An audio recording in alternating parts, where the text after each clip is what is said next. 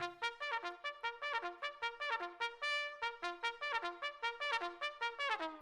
Wednesday. Wacky Wednesday. It's Wacky Wednesday con El Bumper. Unfiltered. The real deal. No pre-planning. No chingaderas. Straight up from the Ville. Wacky Wednesday. B-Town's very own. It's Wacky Wednesday con El Bumper. Here's your host, Bumper Gomez.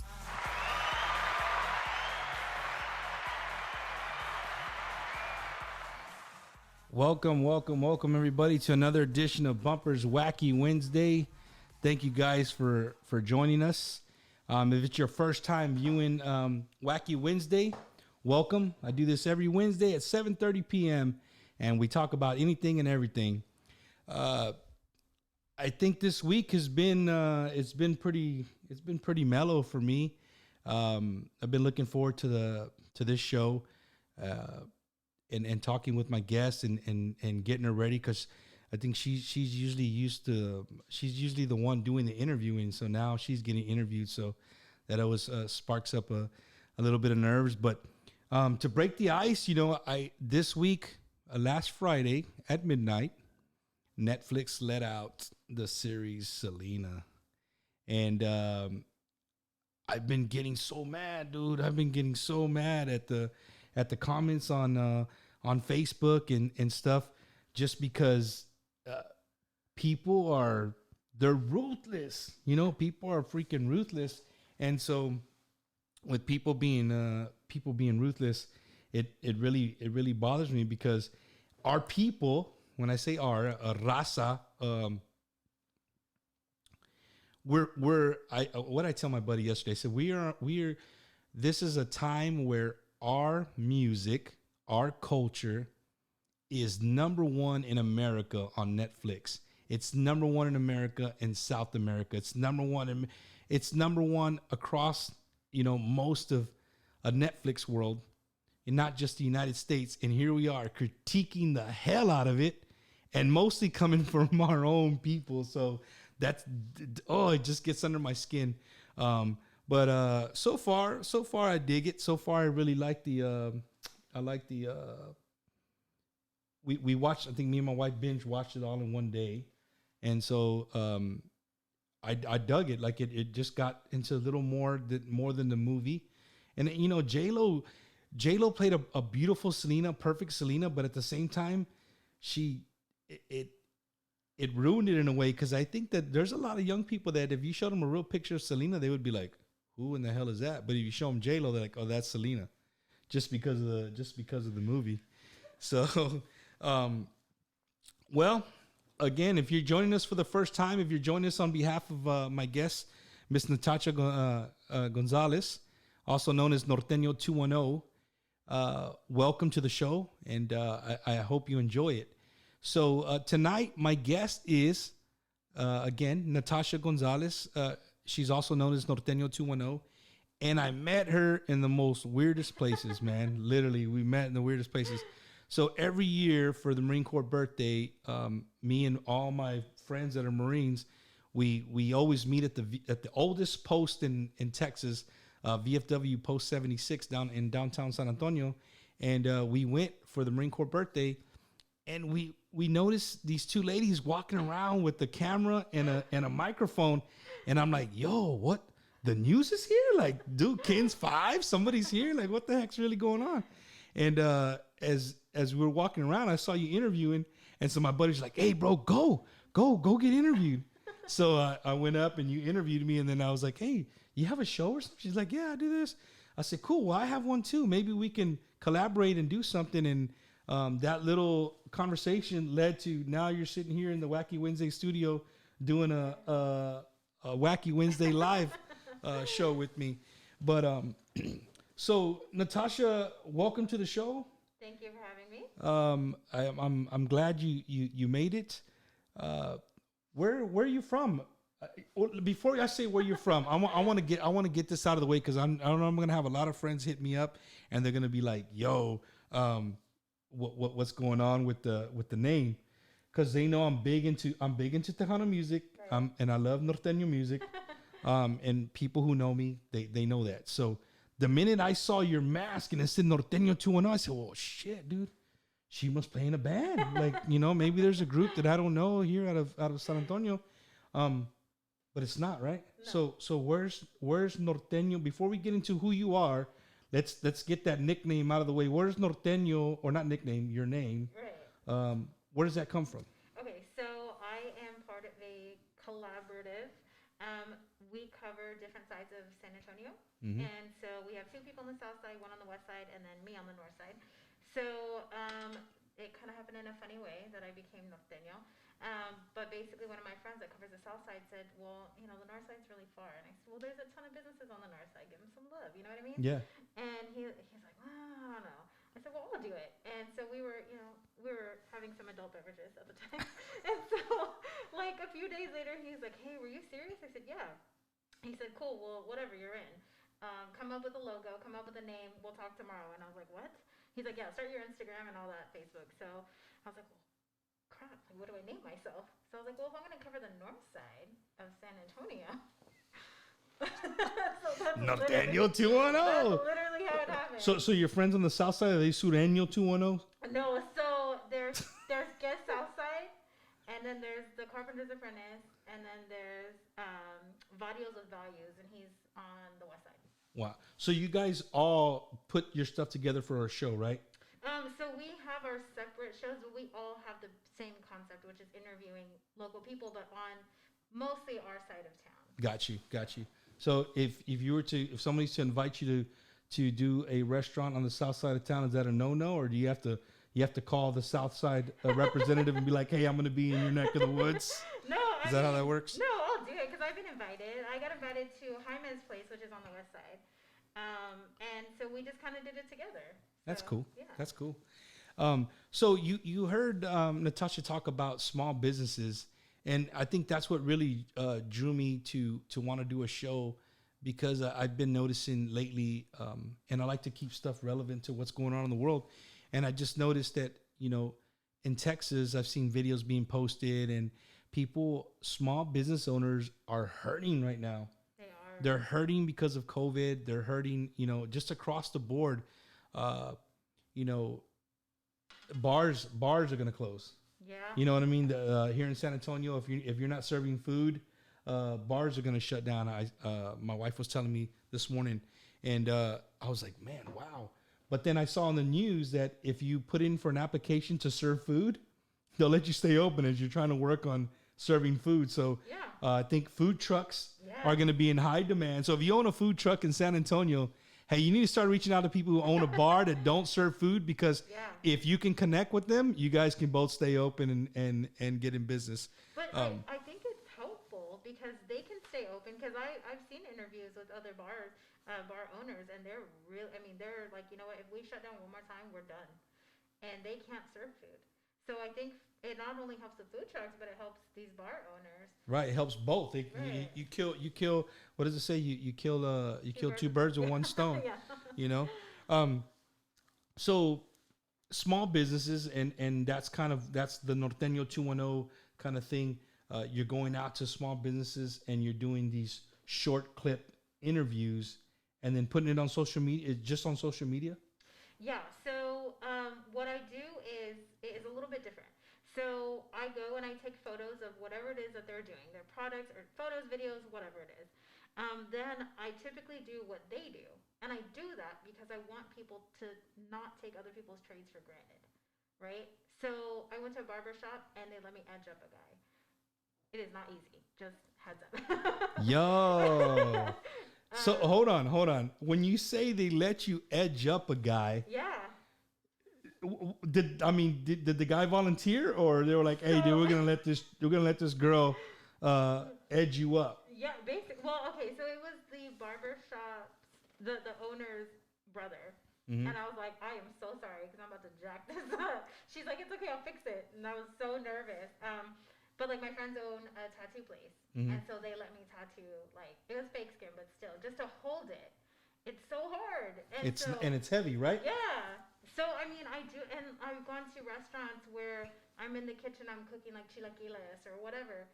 And where it takes to cook 2 seconds, I'm there like, wait, what? You put what? I saw you doing one. You were like wrapping some kind of like fancy. Oh yes. Okay, so I was making a prosciutto rosette because I went. Yeah, whatever that is. Cool. I went to interview this local husband and wife duo, and they make charcuterie boards. Wow. And actually, they haven't announced it yet, but I think they're partnering with Whataburger. They're gonna partner with. Yeah. Whataburger? Hey, you heard it here first on Wacky Wednesday. What's the name of the business again? They're called the Board Couple. So it's BOARD. BOARD. Yeah, And they're Board. partnering with Whataburger, and they're bringing what to the Whataburger? They're announcing it, I think, tomorrow. They're gonna bring that fancy thing you were making. I don't know, maybe. I don't know. People from Whataburger will go in there for something fancy. But you are bringing something that needs to be told. I was just telling her before we went live that, you know, if you watch, like, if you're in the local area, you watch any San Antonio news, and I'm sure wherever you're watching from in the United States, you know, most news channels do like I used to call it like the good story. You know what I mean? They go to a business and kind of say, hey, this restaurant's been in business for 50 years. So-and-so's been back here cooking, blah, blah. And it makes you feel good. Like, man, you know, these people are staying, you know, small business. But other than that, you don't hear about it. Right. You know what I mean? And here in San Antonio, there is a crap load of family-owned restaurants, businesses. And you don't just do restaurants, right? You do like Anybody. Anybody.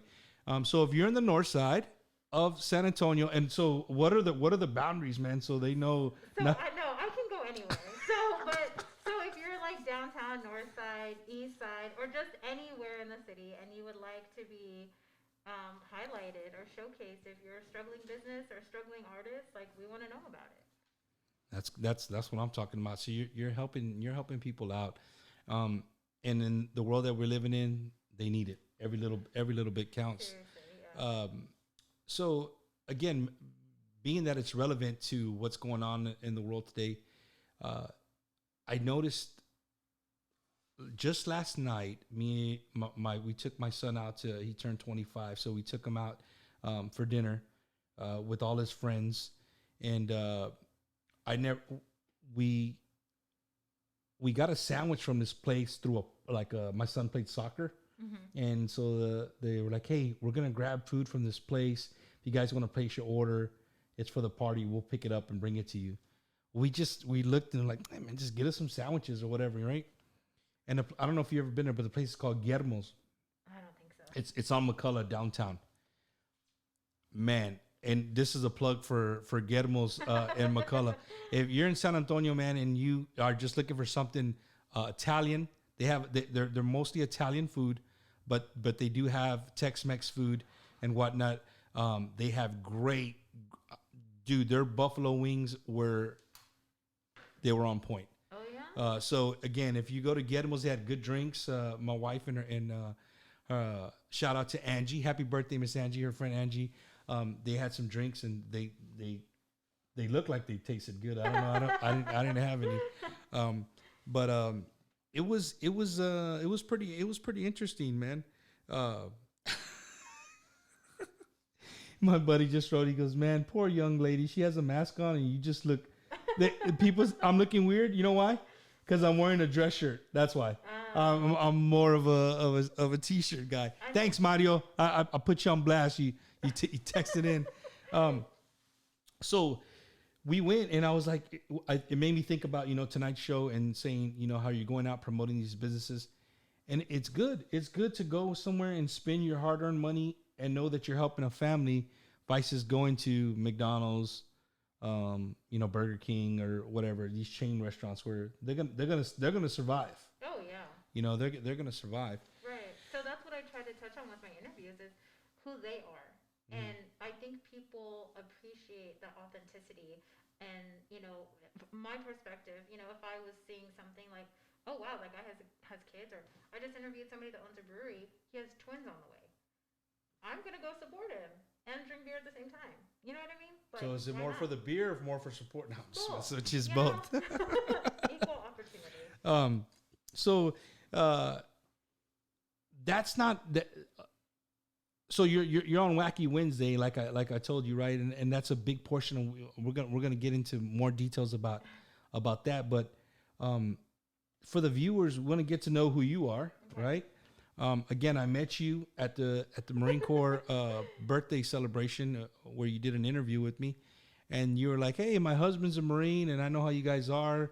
What does it mean?" I forgot what your question was. What does it mean to you to be, or what do you miss most about being in the Marine Corps? Yeah.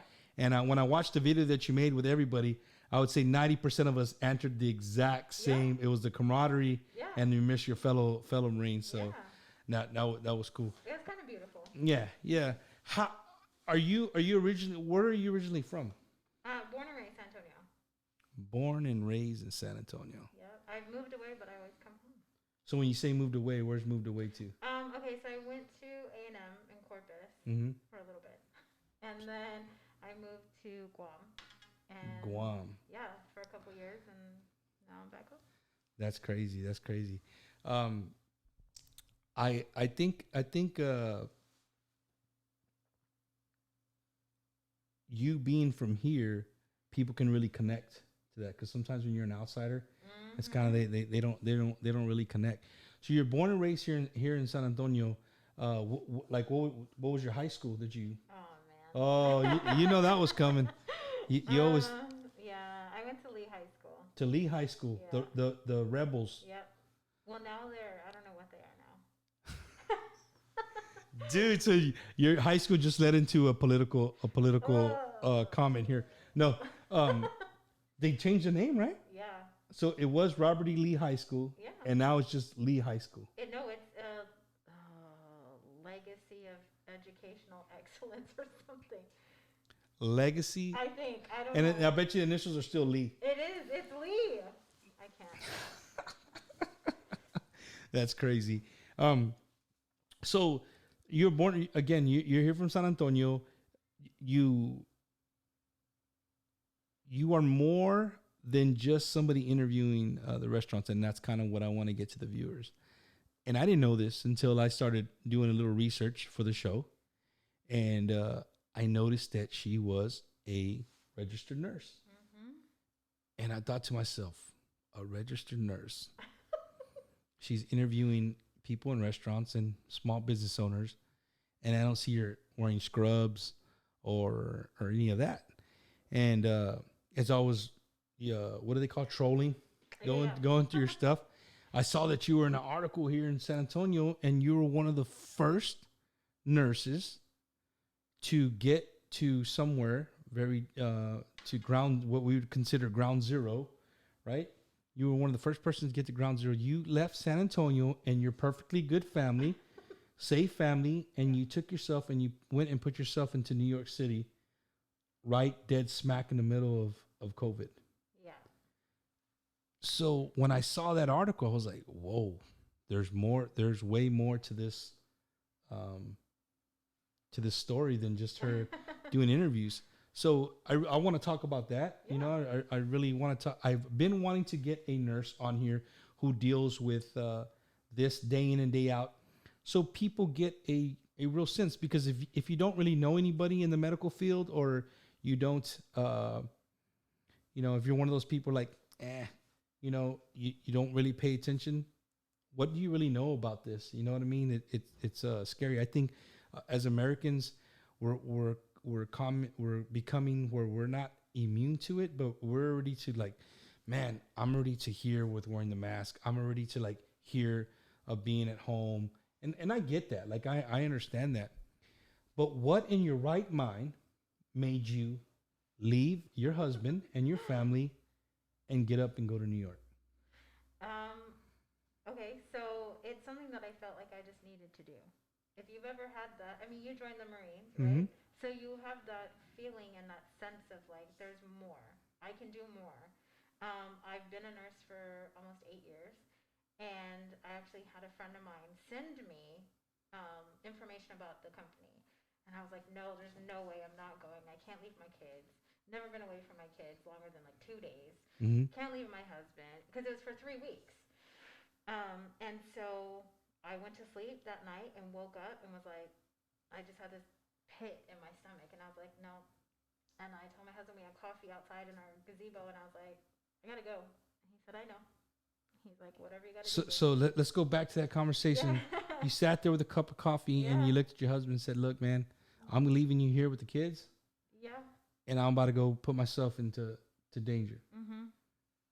And I'm sure he could relate because he's a Marine. Your husband's a Marine, so he can relate to that kind of mentality that you were in. I'm sure that's why he said, "Go do what you got to do."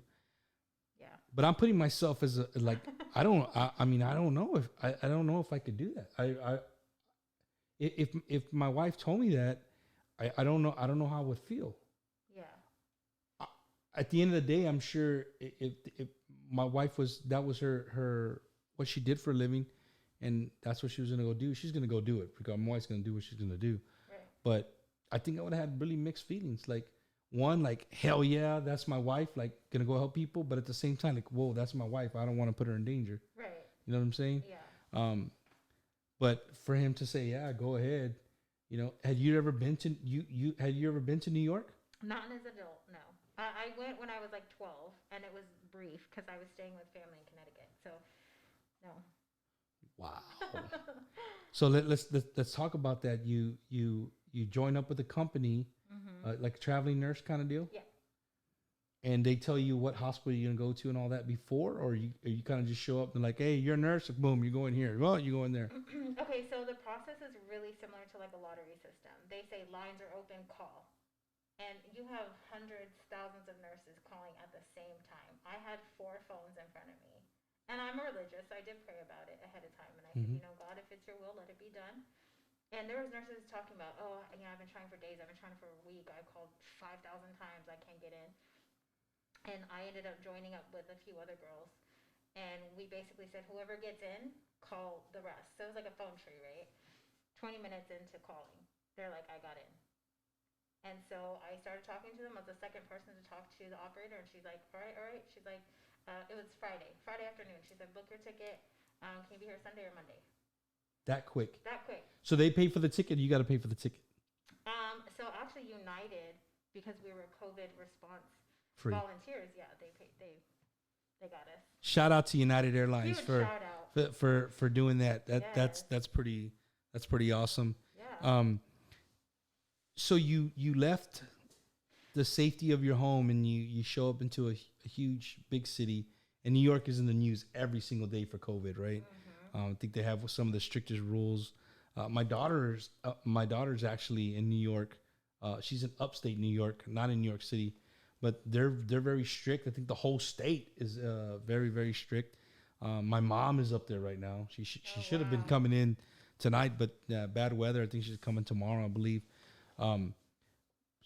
So you show up. You remember can you say the hospital that you went to? Or you rather not? Yeah. Yeah, you rather not. Okay, that's cool. But let's just say, I mean, you show up to New York City. I mean, New Yorkers in general are already they're you take a South Texas and New Yorkers, very different. Yes. The way they carry themselves, and I could just imagine being under the stress of having being sick.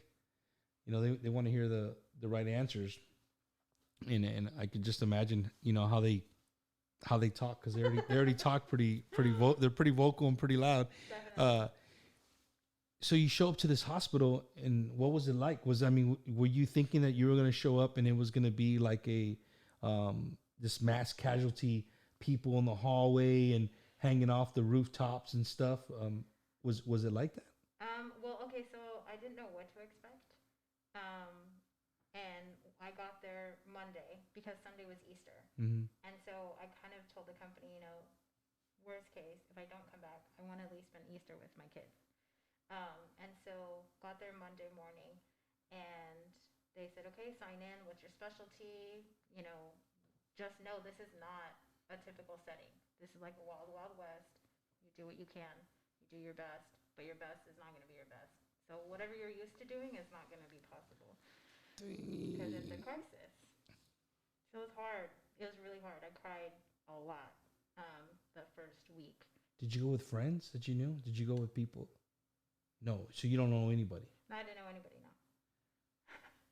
Wow. Because me and my wife, we have a friend. I'm not going to say her name, but We follow her on social media, and she's a single mom, has kids, and she's I think I've seen her in Chicago. I don't know where else, but she's been at all these COVID hotspots, and I like to see her because she makes home wherever she goes. Like she makes friends, she makes so you being there, like did they put you up in a hotel or how did? Yeah, so we were at the Sheraton in Times Square, but it was, I mean, nothing but like nurses and nurse practitioners, like 900 of us in this hotel. So how would you get from your hotel to did they have shuttles or They had those, or you didn't have to ride the subway? no, those big old buses, real nice.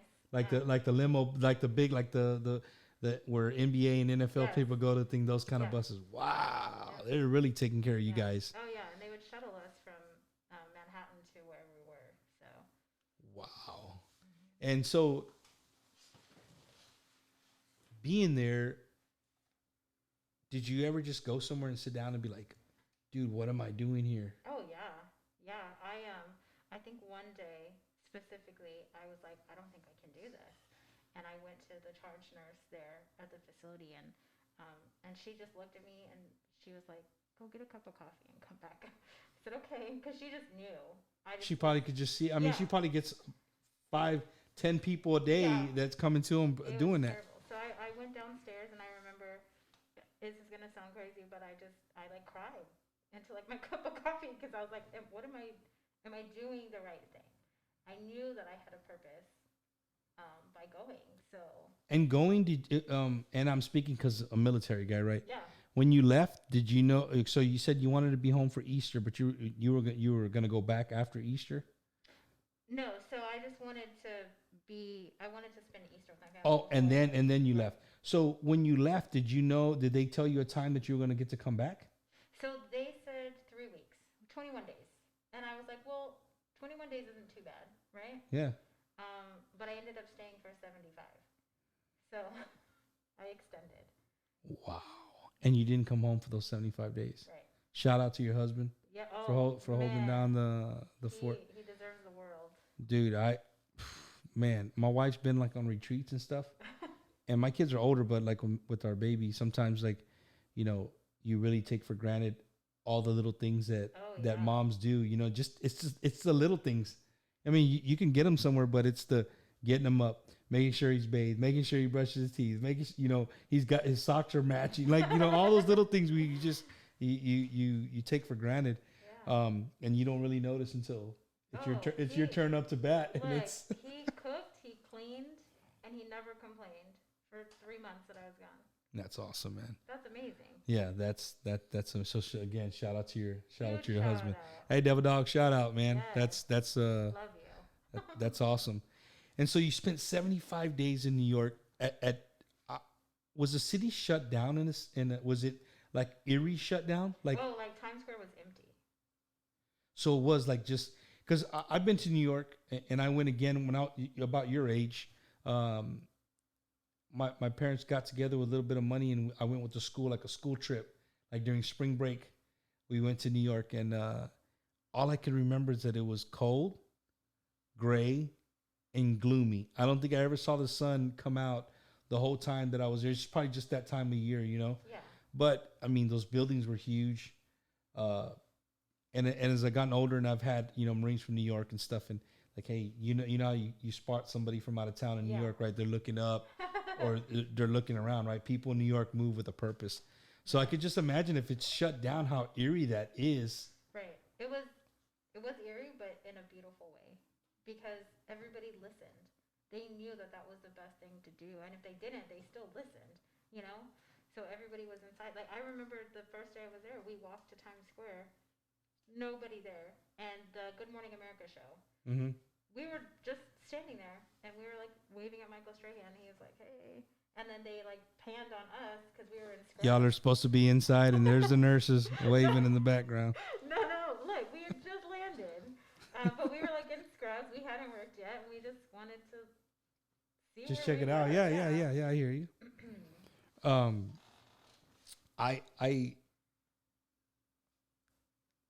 I see you. I see you being there. And did you see the way the news paint? And I don't want to put it that way. I'm trying to figure out the best way to put it, but it's live, so I can't, Right. The pictures that sometimes the news media tries to present, with it being like it's just again, like there's people in the hallways, you know what I mean? People looking for respirators, and I'm thinking of watching like Grey's Anatomy and stuff like when they have one of those and people are running around. Was that how it was when you were there, or was it a little more? So it was a little less when I was there. I actually have a friend from here who got there a week before I did. Mm-hmm. There definitely were stories that I heard from nurses that I ended up finding or meeting that did say, yeah, they're absolutely in the hallway. I personally saw the refrigerated trucks. The facility that I was at had 3 of them that they had to empty twice a week. So that was a huge. So stop right there. So here we are on Wacky Wednesday, and we're talking to a full registered nurse who volunteered and went to New York, dead smack in the middle of COVID. And for you to tell me that, like, you 3 refrigerate, because those are things that sometimes, those are some things that I see in the news. And I'm like, okay, man, they're just really trying to like open your eyes. This thing is for real. You guys take this shit seriously. Like, don't be messing around. But when you say you've seen 3 trucks and they were emptying them once a week, dude, that's reality. It's different. Like speaking to somebody, I'm not watching somebody on TV. I mean, you're right here next to me, and you experienced that. Right. That's got to be a lot. It's got to be a lot. I think our healthcare workers right now are just working on another level right now. They're I feel like they're running on like adrenaline, honestly, because they're so exhausted and I have friends that came to Texas right after New York, and they had patients dying left and right every single day. And that's taxing on not just a person. And I understand people are saying, oh, they're nurses. I get that, but nurses weren't built to have multiple patients die a day. Yeah, that's a lot. The other thing that I think we overlook, a normal person, probably a regular person off the street overlooks, is your PPE. Like, I mean, for you guys to stay effective, you cannot get this virus, right? That you're around 99% of the day. I mean, you're not walking around in a spacesuit. You know what I mean? You're walking around in your scrubs, and you're following all the guidelines that they have you guys do. So I was full PPE. I had scrubs on top of my scrub, like throwaway scrubs, and gowns, and goggles, shield, face shield, 2 masks. I mean, I was you couldn't recognize me. I have a photo, and it's literally just like my eyes, and then you pulling everything down, and it's just like lines and like sweat. Damn. That's like a battlefield, man. Literally, I mean, that's crazy. I just, again, in my head, I'm picturing all these different things, and for you to tell me, no, it's real. It's real. It really, I mean, so here's a question that we talked about before, right? And there's the giggle, so you know what the giggle means, guys. How does it make you feel when you see somebody say, man, this shit isn't real. It's a hoax. It's just America trying to, it's a political scheme. It's this, that, and the other. You seen it firsthand. You were in it. You lived it. It makes me really angry at people. I thought that people were better than that. And I understand, like, you may not have it, your mom may not have it, your tia may not have it. I've had 2 people that I know lose their parents yesterday and today. One of my friends, right on the way over here, said that they have it. That's what I tell my friends. Like, what you always get real quick, you always get this is that people die of the flu all the time. People die of this all the time. Okay, This is cool. not the flu. I get it. I understand. People die of the flu. People, and this is hitting people with underlying, already having underlying issues. Get it. But if you can say people who have died from that, I tell them, tell me 5 people right now that that have died from the flu. If this is just like the flu, right? Tell me 5 people died from flu. I can tell you 5 people I know that died from COVID, like ASAP. I can tell you right off the top of my head. That's the difference. You know what I mean? And I think that as Americans, and I've said this before on a few of my other shows, that we feel so entitled. Oh, yeah. Like for you to wear that mask, excuse me, for you to wear that mask, there's people that laugh because you like, why does she got to wear a mask? It's like when you see the people, I'm not going to watch, check this out. I'm going to go in the store. I'm not going to wear them. Why? Because we're entitled. It's our right. They can't make us wear a mask. You know what I mean? Have you ever just thought about just being a human being? Right. It's about being a human being and helping you. Yeah, you're protecting yourself, but you're protecting other people.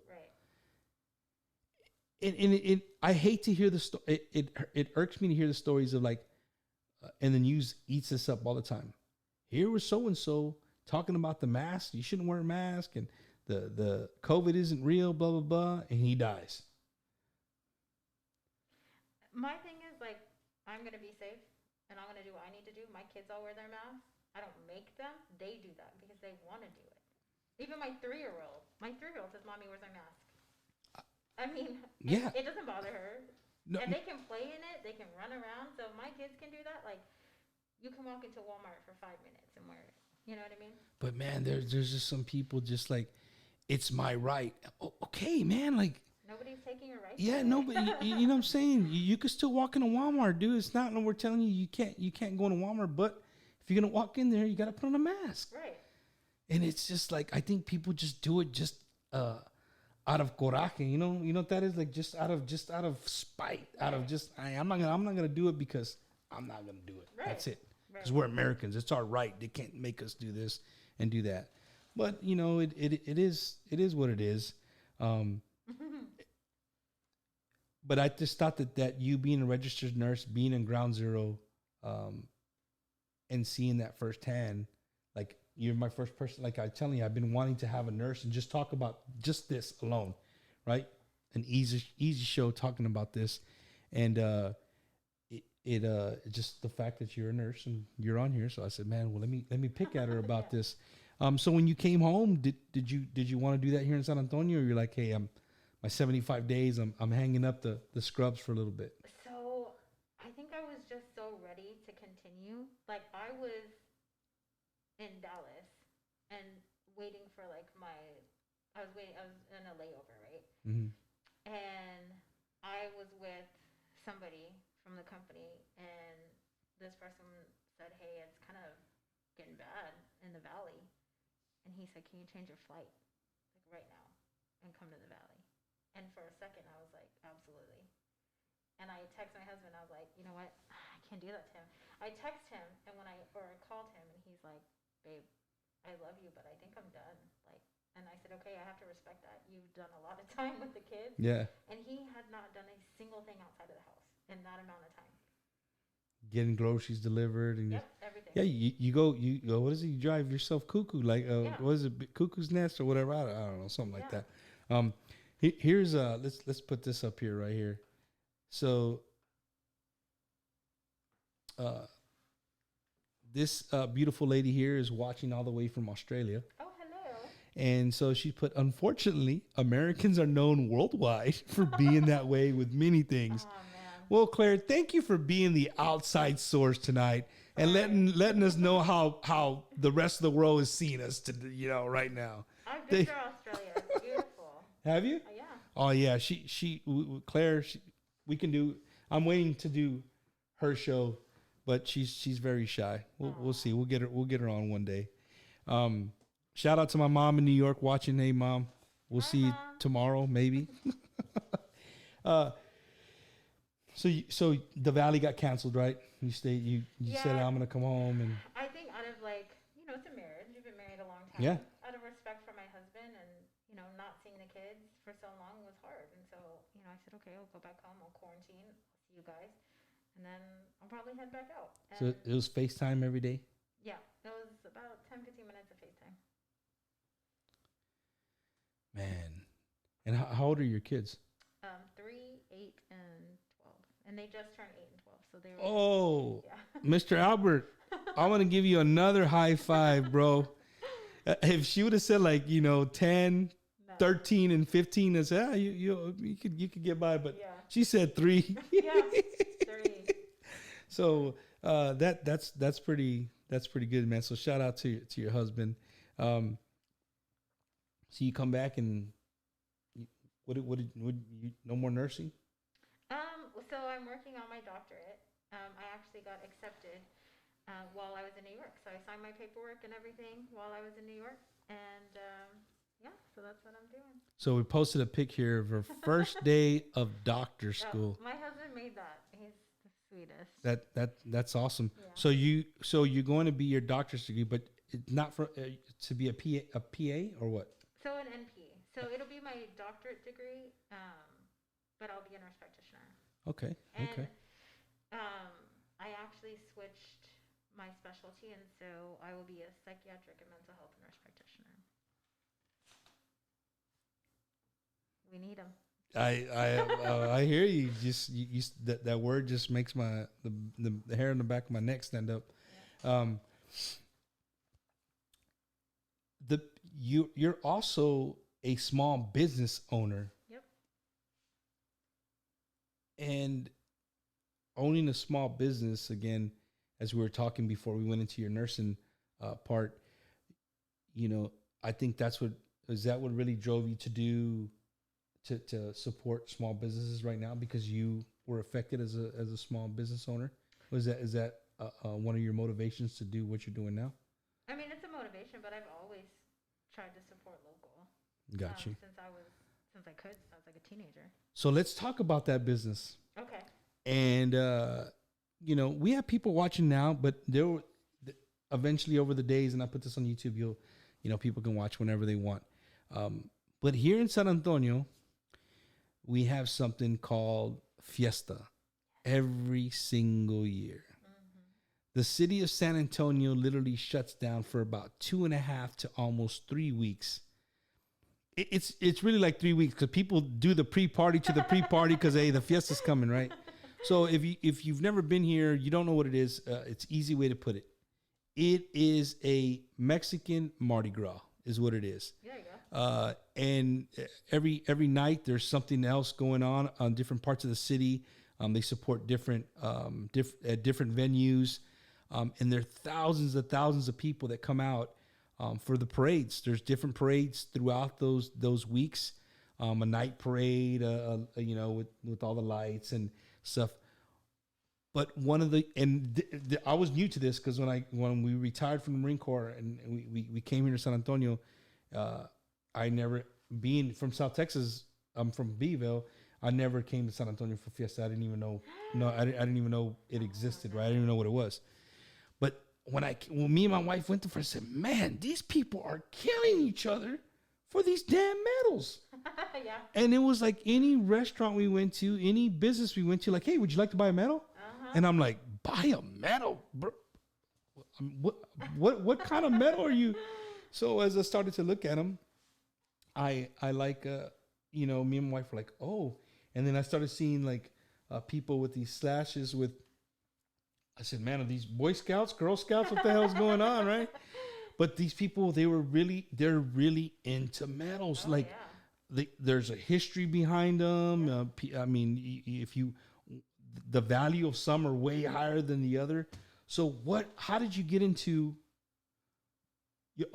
let's name what your business, Mira Medals, right? Yeah, Mira Medals. Mira Medals. And so you make unique medals for different businesses, restaurants, or whoever wants a medal, correct? Everybody. For everybody. Everybody. How do you do that? Or not even how you do it. How did you get into that? Okay, so we are Fiesta goers. And so my husband and I, of course, we're partying and stuff, Mm-hmm. and I'm like, this metal's kind of cool. But what if we did this? Or what if this company did that instead? And so we just kind of thought, you know what? We could do that. So that's basically how it started. And then we got our DBA and just started. So, fly on the wall question: Uh huh. You're you and your husband make the medals, or you get them made? Because I'm like I see people who own a T-shirt company, like they're out there screen printing their T-shirts, selling them. Yeah. Like you're doing the metal portion and all that stuff, or Okay. you design it, send off for it, and then you kind of just add your little touch to it. Is that? So Albert is the designer. Mm-hmm. I'm the face. Marketing. Right. Used to be anyway. Albert is now because I'm so busy. But he designs it, and we work with our clients, and then we facilitate production. So we have multiple manufacturers that are overseas. And before anybody starts, like, we have looked into local, we have looked into, the United States, but the cost to make one is, I mean, you guys would never pay it. Just wouldn't. But we do make sure that we do our research. We ask for photos and authenticity of where these people are working to make sure that it is safe work environment. Hey, you don't hear people say that every day. It's true. Hey, it's cheap. Give it to me. No. Nobody ever asks. Hey, No. they got a guy on a bike having a machine. Yeah. Without paddling, the machine doesn't work. No, we want to make sure that we are not adding to anybody being, essentially abused in a way, taken advantage of. That's cool, man. I mean, that's an awesome way to run your business.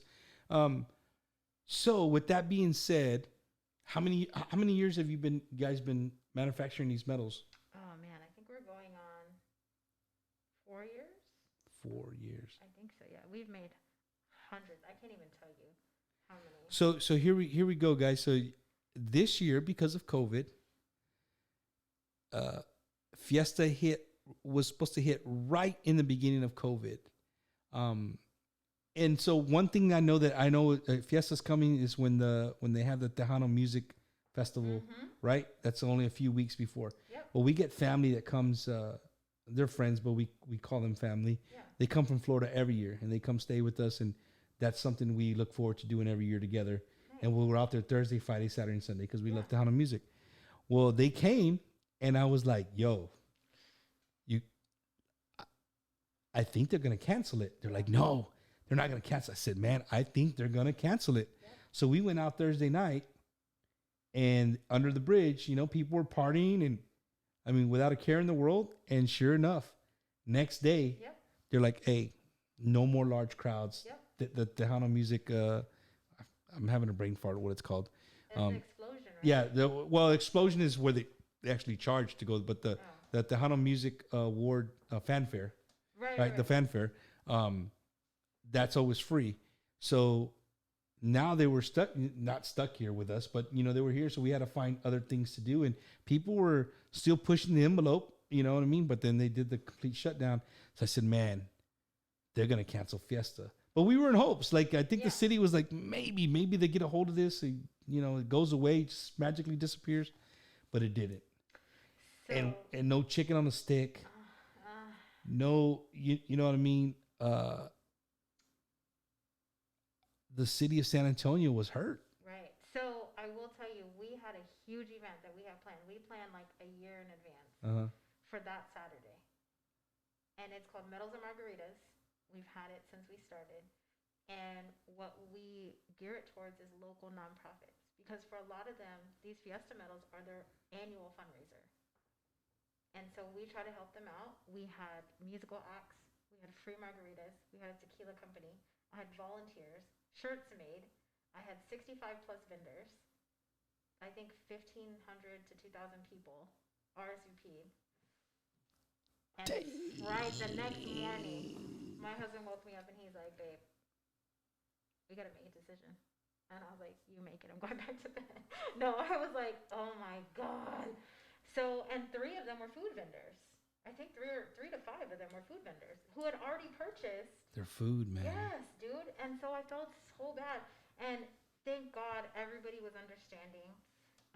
And they said, no, safety first. But I was like, holy crap. Because that's also a moneymaker for us, too. But Yeah, we, yeah.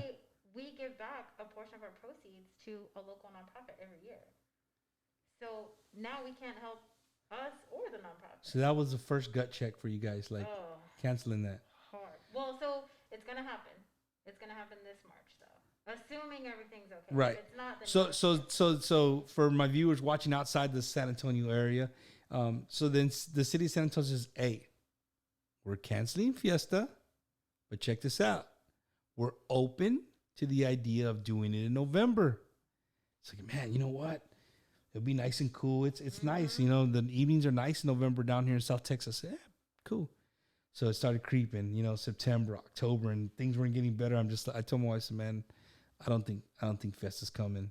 I don't think it's gonna happen. And then when they canceled it, I was just like, man, dude. yeah. And because it really is, something that people in the area really look forward to. Like they really look forward to Fiesta. It's a lot of family traditions are done during Fiesta. The parade routes, the families sit at the same spot every year. The people go out together and do Nyosa and things like that. So it is a big deal. Your medals, right? And not to put you on the spot. Mm-hmm. What is the coolest? Oh, Damn, see that? Look, right? What is the coolest medal that you think? So your husband is a designer. You said you're the face of the company, right? But let's be real, because I'm sure you help him with some things like, hey, yeah, I'm this definitely that. like creative. So let's do this. Yeah. We'll make it easier. What's your favorite medal that you did majority of designing, and then what's your favorite that your husband is kind of? Okay, easy. So I worked on one, and it's a Hamsa medal, and it has an ojo in the middle, and it's beautiful. It's like super intricate looking, has glitter, has 3 diamonds that are like dangling, and the ojo comes out. It's a magnet. It comes out, and you can put it on like a red string, and you can wear it. And I designed. And what was that? baby. What was that one for? What was 2020, man. That's what Yeah. it was, just a 2020 medal. Yeah. Okay. I And then still have it. I have a bunch. and then Mr. Alberts. I think, I don't know.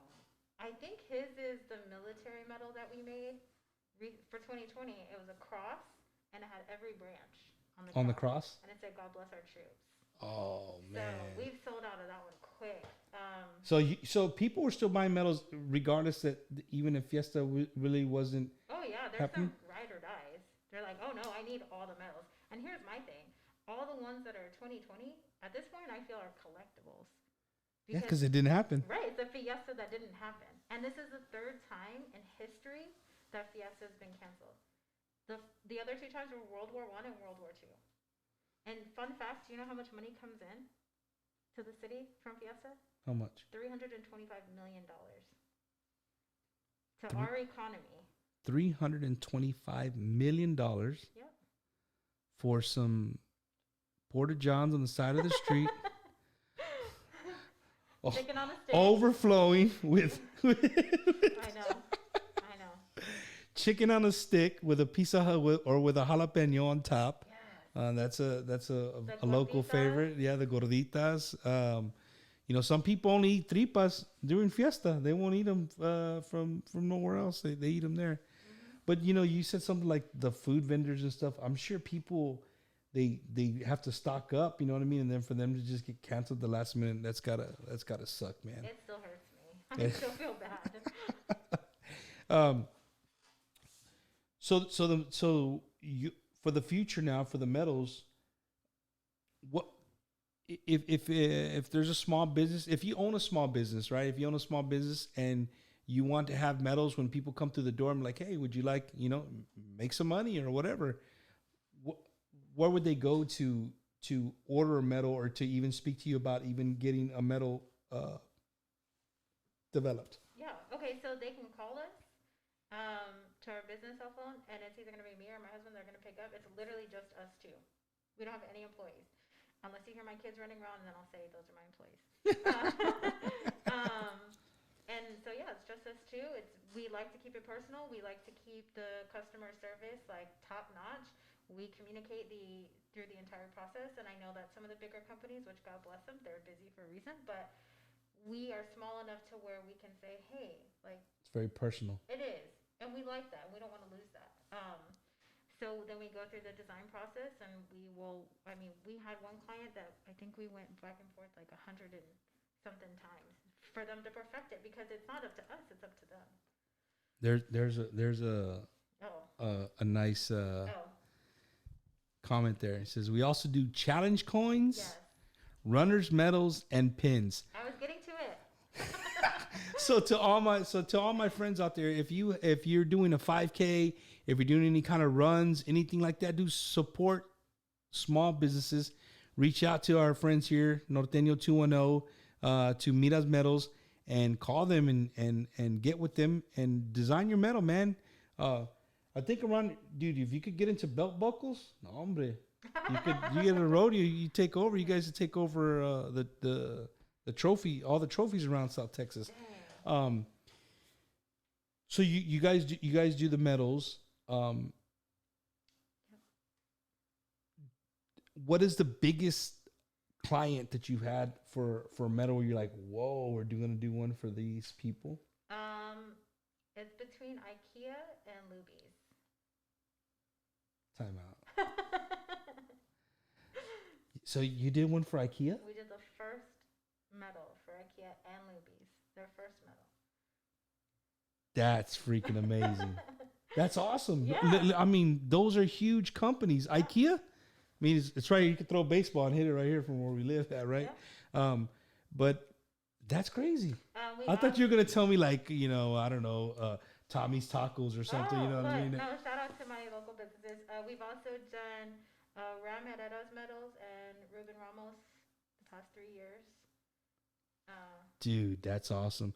Hey, to all my musicians out there, to all my friends that are musicians, hey, if you want your own medal, yes, hit me up, or hit up. Look, so it's you on Facebook. It's under Mira Medals. We're on Facebook, Instagram, and Twitter. I think we don't use it. Don't look us up on Twitter. So it Mira Medals is MIRA, right?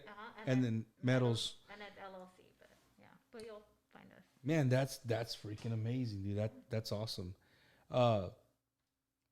But yeah, being here in San Antonio, like me and my wife were just in amazement. Like, dude, people are going crazy for these medals. My church, they made medals. I mean, you just go anywhere and it's like, hey, would you like to buy a medal? Would you like to buy a medal? Would you like to buy a medal? We've done judges. We just did Lucy Adame Clark. She's a Bexar County clerk. I saw that you did that interview with her. Yeah. We did her medal. Mm-hmm. But too, it can go all the way down to, we did somebody that, somebody's nephew, and he had like a congenital defect. And so it was to help raise money and awareness. And so you made a medal, medal from them? So it's anywhere from that, something personal, to weddings. We're doing a wedding. Oh. Baby showers. So you can do like the little things that people take home. Yeah. Like that. Yeah, that's cool. Yeah. That's cool. I think the 2 medals that I would want would be, and don't laugh, would be the Fiesta Sucia. You know who I'm talking about? The girl who dances. Yes. And then Nombre Shut Up, Go Spurs Go. There is one. I know. I've seen it. So those are. I saw that. I was like, dude, people made. So this guy, I seen this guy walking around, right? And my family from Florida was here, and they were like, I said, dude, stop! I gotta talk to this. They're like, bro, what are you doing? I'm like, bro, you don't know who this guy is? They're like, no. I'm like, bro, come here. I said, what are you known for saying? He goes, what did he say? Go, Nombre, shut up. Go Spurs, go. And so they were just like, okay, what random guy is saying that. Yeah. But then when I showed them the video, they're like, oh my God, this is. So they made a medal of him. So it's pretty funny. Yeah. So he's, challenge coins, runners medals, and pins. Yep. So a pin would be like a lapel pin. So I know they're like really big in like Austin. Teenagers have on their backpacks, their hats, their jackets. He did a Marine Corps pin. Looks real clean. Albert, Oh, I should have brought you one. I'm a Marine, dog. Hook it Hold up. on, I might have one in the truck. There you go. Okay, cool. So you doing the medals, and then Fiesta not going on. It's good to know that there's still people that was there people that put in orders and still honored like. Not really. You Which I kinda, don't blame them because then everything shuts down. They don't. I mean, your income. Yeah, you don't have the income for that kind of thing. Yeah. We are super competitively priced too, by the way. So, hey, if you're just one of those vatos or ladies who just hey, you want to say I got my own medal? Yeah. Hey, call them up. You get your own medal. Be like, hey, bro, you don't have this medal, right? Yeah. I think Albert, if you're doing challenge coins, man, you should. I'm sure he has. I'm not gonna throw him under the bus like that, but you should reach out to people at Fort Sam and Randolph that like the commanders and the what do you call it? Because those guys they like to have their own coin. Like, oh, you did a good job. Here's your coin. Oh. And to the viewers who don't know what a challenge coin is, because I know people are saying, why are you talking about a coin? A challenge coin in the military is like when you do something good or you just so happen to run into somebody who is like of a very high rank. Usually they have a coin with them, and if you show them or talk to them, or whatever, they'll give you a coin. If you do something good, that they kind of give you a coin, and you collect these coins. Matter of fact, if you don't mind, there's one right there, right on the bottom of that frame right there. You see it, right? You got it. Oh, I don't want your thing. That's it.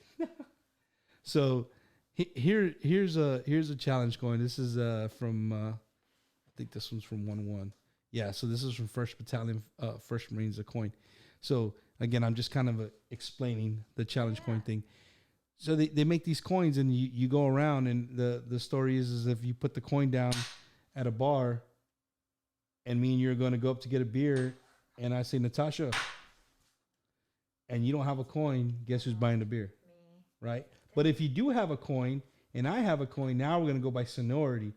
What value does that coin have? This is a 4-star general and you got, a little lonely Randolph Air Force Base commander. Dang. You know what I mean? So you lose, you're gonna buy the. See, I didn't know that full history. See, yeah. I So know Albert knows about it. it's a cool thing. So yeah, Albert, if you're watching, man, reach out to all the commanders and the sergeant majors. I'm sure they would love to purchase some. So let's go back to Norteno 210. Yes. You kind of talked about your life, your family life, your business. What do you get out of that? Honestly, super cheesy. I get like the happiness of knowing that I might help them get their name out or get new clients or customers. Even if it's just one customer. Even if it's just one. I'm happy with that. I say the same thing with the show. Like some people like, yo, bro, you didn't have viewers this week or whatever. And I'm like, look, dude, if one person's watching, I'm good. Right. Like I'm okay. Like it's not gonna hurt my feelings. You know what I mean? Because every show's different. And like I was telling you before we went live, you can watch a show and somebody could get something from it. Mm-hmm. You know what I mean? And it might help them in whatever they're doing. Right. So what you said is very, to me, it's strong. You're hoping to bring business to this small business. You can only watch it. So we talked about that. So is it only on social media, like the actual interviews and stuff like that, or where else can people see them? So Instagram and Facebook. Instagram and Facebook. Yeah.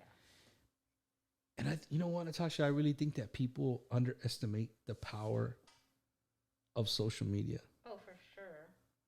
It's super powerful. You do not know the power you have to reach out. I mean, somebody's watching from Australia right now, and we're sitting in here in San Antonio, Texas. You know what I mean? Yeah, that's amazing. Think about that growing up. Like, you need a TV station to do what we're doing now. You know what I mean? Yeah. So it's very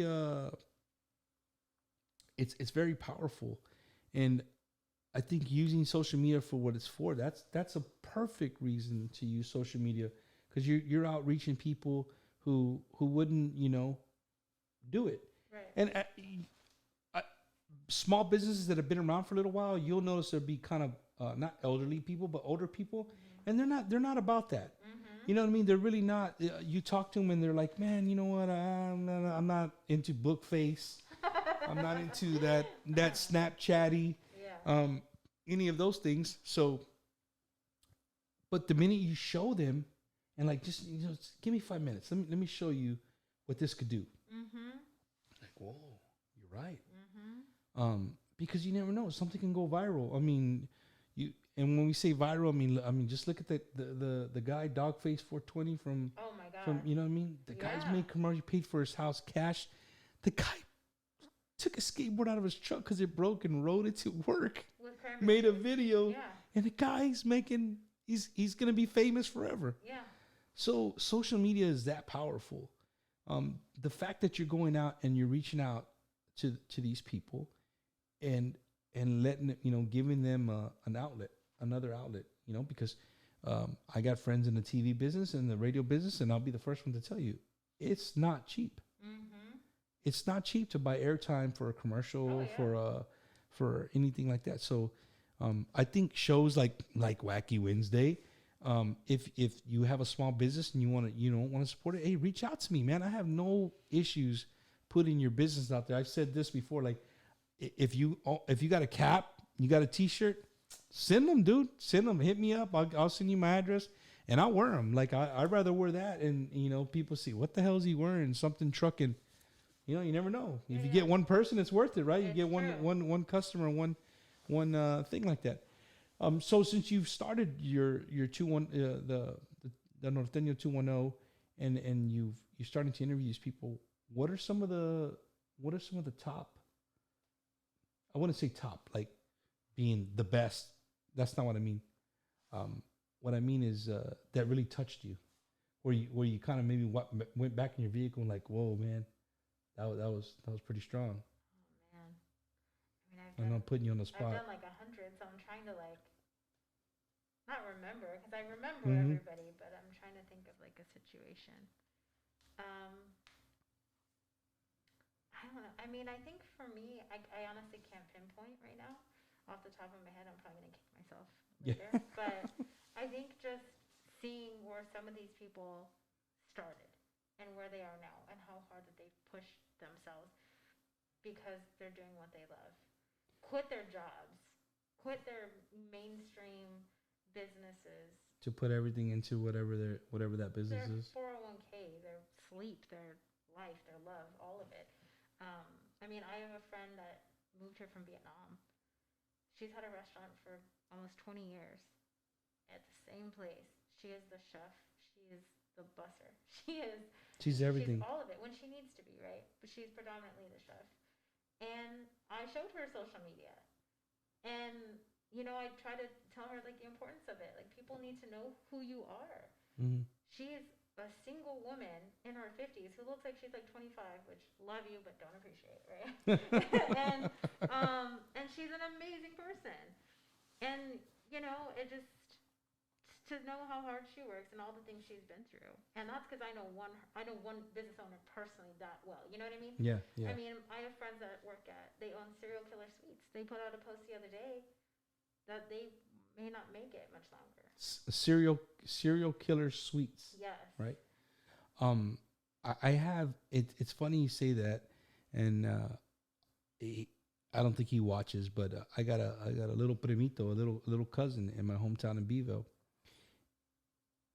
And it's funny you say that because like a week ago or 2 weeks ago, I saw we follow each other on Facebook, and him and his wife quit their jobs to open where they bake pastries. You know what I mean? And they make cakes and cookies and all kinds of stuff. And they're like, I'm not talking about like a cake from H-E-B. I'm talking about like these amazing cakes. Like the pictures are just, they don't give the cake justice. Right. And somebody had given him a hard time about you gave up your job to work in a kitchen and do what do you call it? and it really bothered me. Like I didn't comment on it at the time, but after I read it, it really hit me. Like, dude, who the hell are you to tell somebody not to follow their dream? And so, you know, they've been working really hard, and it's growing. You know what I mean? And they're a small business. I think they do like menudo sometimes, and they'll deliver. You know what I mean? If you're stuck at your house and you want a bowl of menudo, I think they do like once a week. They'll deliver.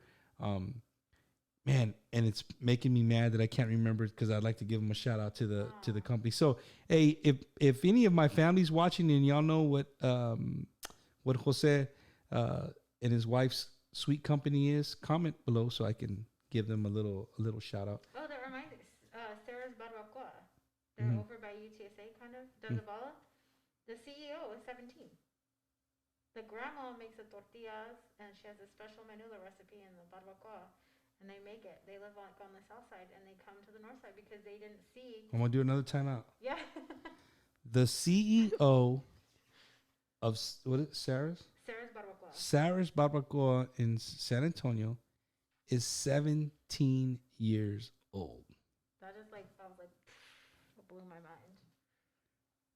So when you say that it's a she, Yeah. so she comes up with like how she's marketing and doing stuff like that, or So I think she has a hand in it. I don't want to speak. I'm sorry if you see this, and I'm speaking out of turn. But I mean, when I went in to interview her, it was her that I interviewed.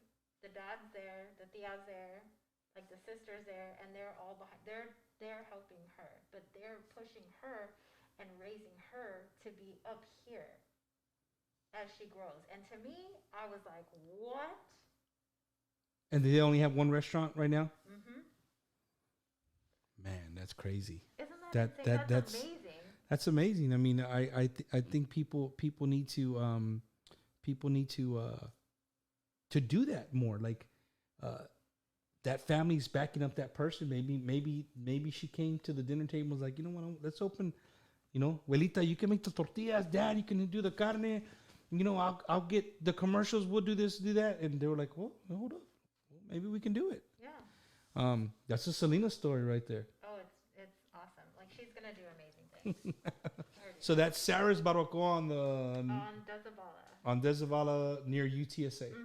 So if you live near UTSA and you're looking for some good barbacoa, hit up Sarah's Barbacoa and tell her that Norteno 210 sent you there, right? And they would probably greatly appreciate that. Let's see. You didn't want to tell me your most, what do you call it, story of your. Hold on, let me look. Hold on. Yeah, I don't look through your phone there. You know, I think there has to be one or two that really touched you, where you probably went back and sat in your truck like, man, I'm doing a good thing. You know what I mean? I'm good. I'm doing what God's work, in a sense. So we got. Let's see. You already got somebody on here. They're messaging you on your Facebook business page. They're messaging you about probably a medal or something like that. Oh, I have a recent one. Okay. My friend, she's a hairstylist, and she's also in nursing school to become a nurse. She, a year ago, was battling cancer, breast cancer, my age. Lost all of her hair, has a little one as well, and a husband. And she kicked cancer's ass. And she came back and she's like, I'm going to be a nurse and I want to help people. Did the cancer drive her to be the nurse because of the care, or she was already I think she in was the process? already on track, but it just like lit a fire under her butt. She's like, I'm doing it. And she's a beautiful person. Then, I mean, after doing that story, you go back and you sit in your car like, man, yeah, maybe my life isn't too bad. No, of course not. Oh, especially after like everything I went through in New York. Just letting you guys know, we all take stuff for granted. Stop.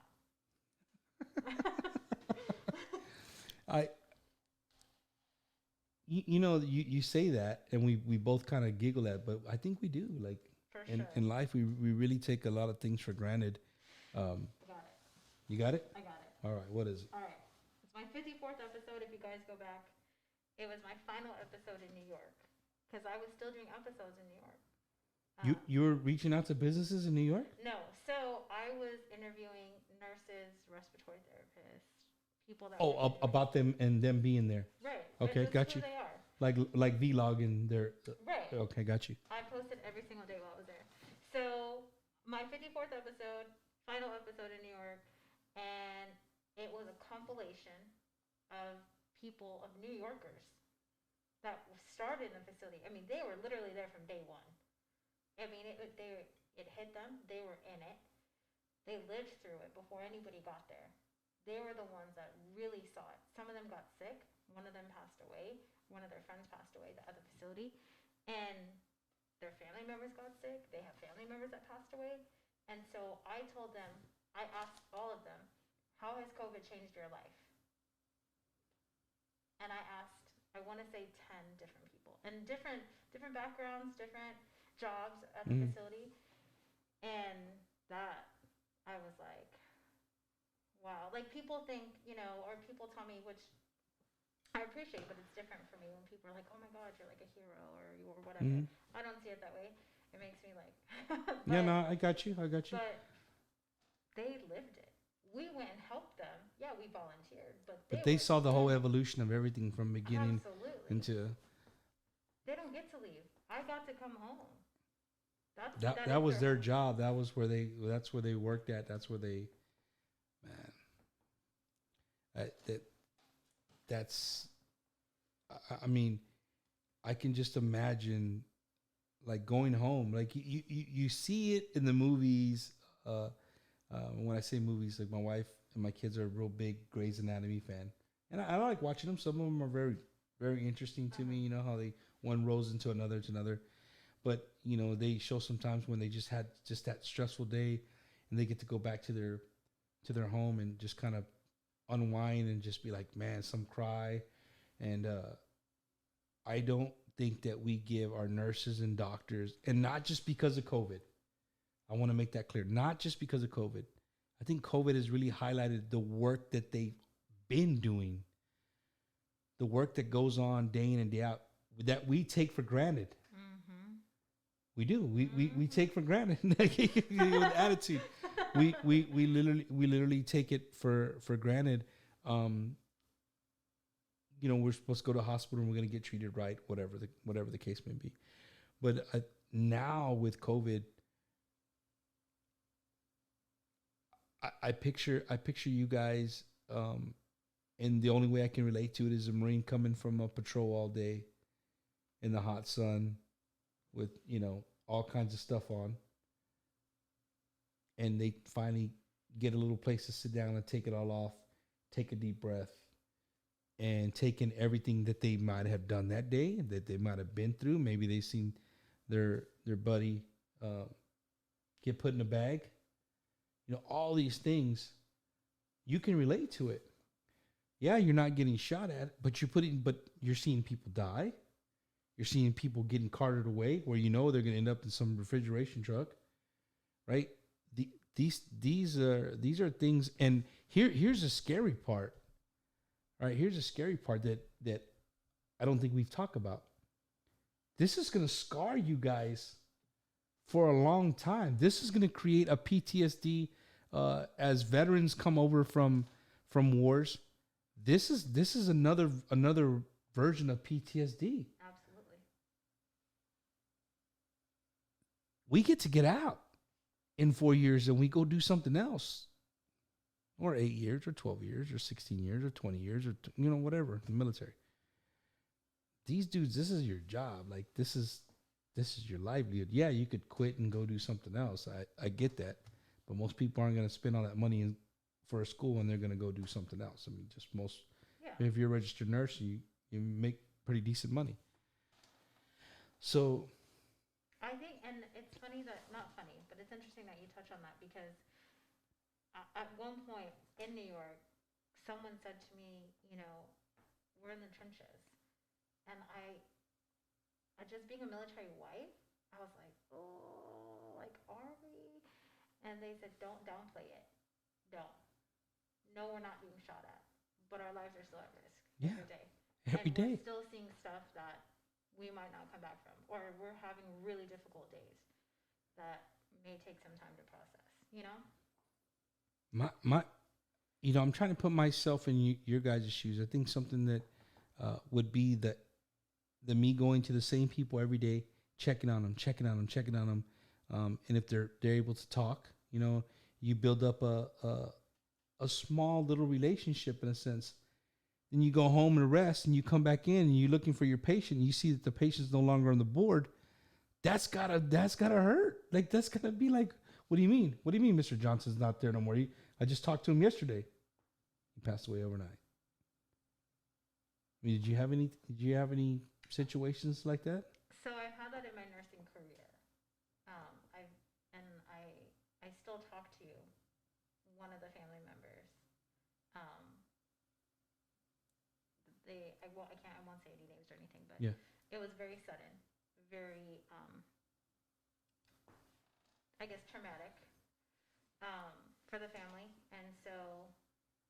But I had built a relationship with the entire family, and to see everything that was happening while simultaneously consoling, I had never done before, and it just hit so hard that I go and visit the grave, because the grave is close to where my grandma's grave is, and so I've left flowers and stuff like that, and the thing is, I mean, it's been years, and this person's spouse says to me all the time, I'll never forget how you treated my spouse, ever. And that's one person. I'm one person. You know what I mean? Yeah. So. Yeah. That I think being a nurse and being a Marine, your husband can be able to relate to you. I mean, I can relate to you, to what you're saying. Just sometimes it just takes a little conversation like this for people to really think about it. You know what I mean? You see it in the news. It's kind of, oh, she's a nurse. Yeah, she's going to have to go to the hospital. My sister's a nurse. My baby sister, she's a nurse, and she was working in a nursing home, and now I think she works. I'm not going to say where she works, but I think she works for the feds, if I'm not mistaken. So when talking to her, and she got it. She got COVID, and she was freaking out. She's a nurse, and she was like freaking out. And we'd call her every day, and all I could tell her was like, "Take your ass out in the middle," because the sun was beaming. Yeah. Like, go get a chair and go sit in the sun. And my sister is not a person to be out in the sun. So, but I think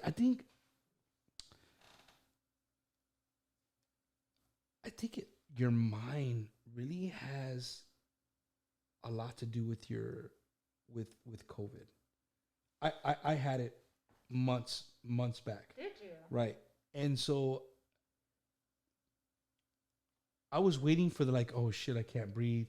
Like you start looking for the worst symptoms, and all I got was like my back really hurt and my legs really bothered me, and of course I had fever and my head just all day felt like it was in a headache. But the for a nurse to do that, like you're seeing, and then it hits you, you know what I mean?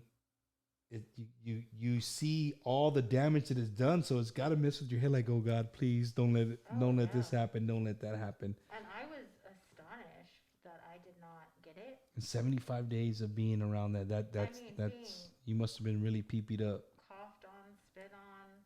I mean, you name any kind of bodily fluid. I touched it, and I didn't get any antibodies, and I didn't get it. But it's kind of frustrating. Not that I wanted to get it, I don't. But me thinking, okay, I did all that, put myself in it day in and day out, and yet I can go to HEB and get it. You know what I mean? You bring up another point, like, you shut down all these things, but we still can go to HEB, right? You still can go to HEB and buy your groceries. Yeah. You're still gonna get a cart. Yeah. I know they wipe them down and you do all that stuff. One of the things that were on the subject, one of the things that just blew my mind was when they shut down the city and they started making the what was the name? It only could be open if it was an essential business. And some of the essential businesses, I was just like, it amazed me. Like, how in the hell are you an essential business? Right. Right? So many things you can do online, so many things you can do, but these businesses were essential. And to me, I think that's why the whole lockdown really didn't um, achieve the success that they wanted it to, because people just found a way around it. Like, you know what I mean? I believe that if you were to shut down, and this is my own opinion, people don't get on my Facebook and blow me up and tell me. I think that if we shut if you were to say, hey, look, guys, in 1 week, but I get it, I get this too. You tell Americans in 1 week you're not going to be able to leave your house, there ain't going to be shit left on HEB tomorrow. Oh, no. Right? So, right.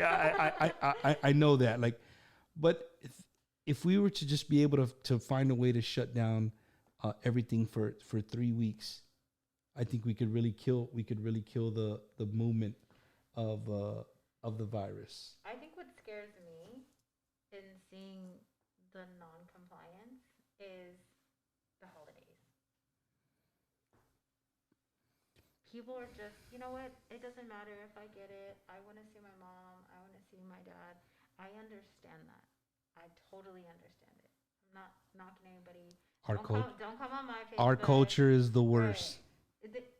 It's true. From what I've seen, it's a lot of, my people, our people, the Latinos, Latinx that are just like, Si te va a pegar, te va a pegar. So, that's the thing. You're gonna get it.